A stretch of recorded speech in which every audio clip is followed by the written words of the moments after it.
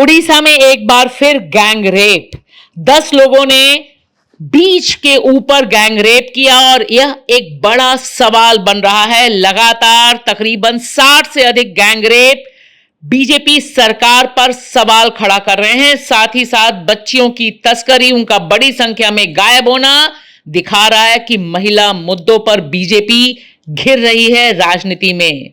इसे टटोलने की जरूरत है कि क्या महिलाओं की सुरक्षा उड़ीसा में एक पॉलिटिकल मुद्दा बन रहा है। नमस्कार दोस्तों, बेबाक भाषा में आपका स्वागत है। आज हम मौजूद हैं उड़ीसा की राजधानी भुवनेश्वर में और बात करने जा रहे हैं कांग्रेस के उस शख्स से जिन्होंने बीड़ा उठाया है कि उड़ीसा में कांग्रेस को जमीन से बिल्कुल दूसरे अंदाज में खड़ा करना है और सत्ता को टक्कर देनी है। आपका बहुत बहुत स्वागत है बेबाक भाषा में। क्या आपका मिशन है? आप इस समय यहाँ पीसीसी अध्यक्ष हैं। आपने बहुत लंबी राजनीतिक पारी खेली है, कालाहांडी से लेकर नियामगिरी से लेकर बाकी राज्यों में भी अहम भूमिका कांग्रेस में अदा की है। आज सबसे बड़ी चुनौती उड़ीसा में आपके सामने क्या है? कि मैं अपनी जीवन भर का अनुभूति को लेके संघर्ष में जीवन मेरा रहा है और मैंने जनता की समस्याओं को लेके उसको एस्टेब्लिश किया है।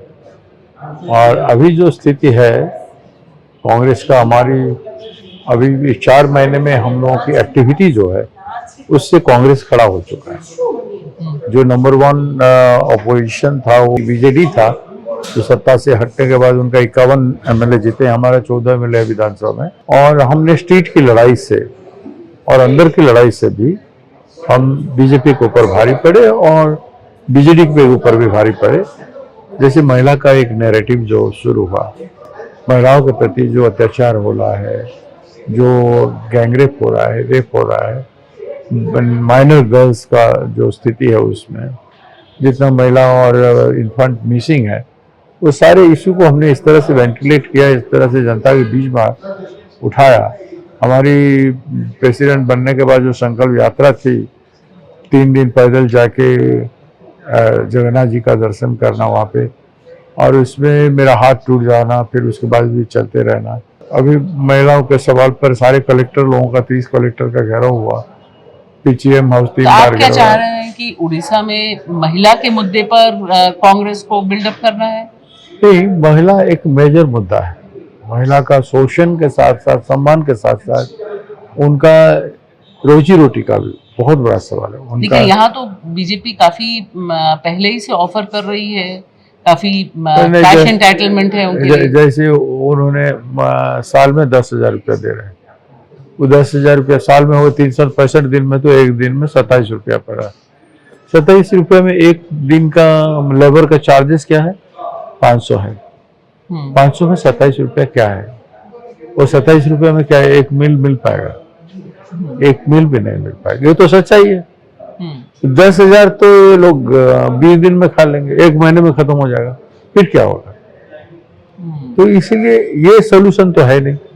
उन्होंने कहा था 50,000 रुपया हम देंगे, एट ए टाइम देंगे, और महिलाओं को प्रति माह उनको 2-2 हजार रुपया देंगे, तो वो होता है 24,000 साल में जी। तो बिट्रेल है। तो उनका वो हिम्मत नहीं है, महिलाओं के लिए कुछ नहीं कर रहे हैं, खाली बोल रहे हैं।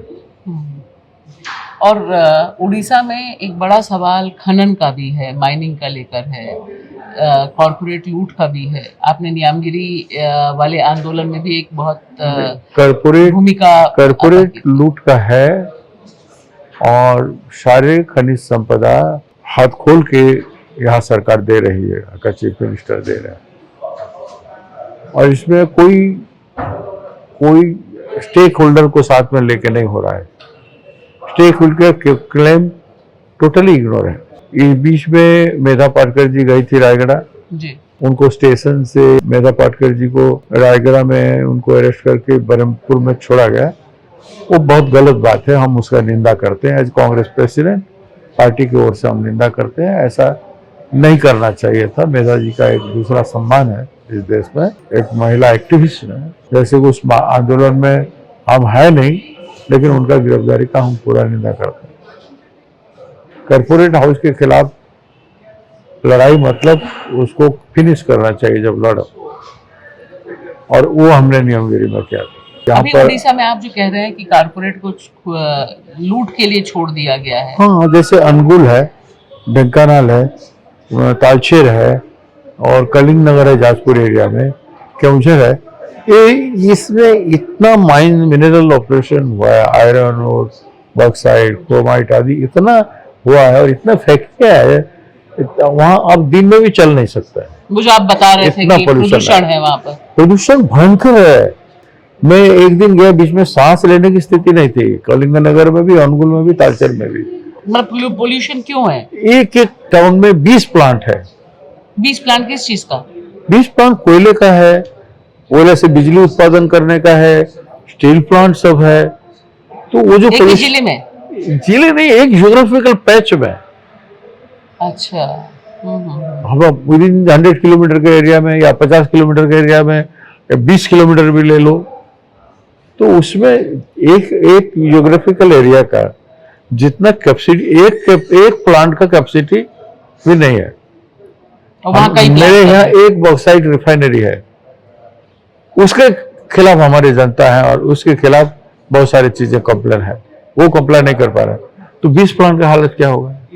वहां का जनता 85% जनता कैंसर, टीबी, किडनी आदि बीमार से ग्रस्त है, और यहाँ के बड़े बड़े हॉस्पिटल भुवनेश्वर में उन्हीं के पेशेंट ज्यादा पाएंगे, कैंसर के।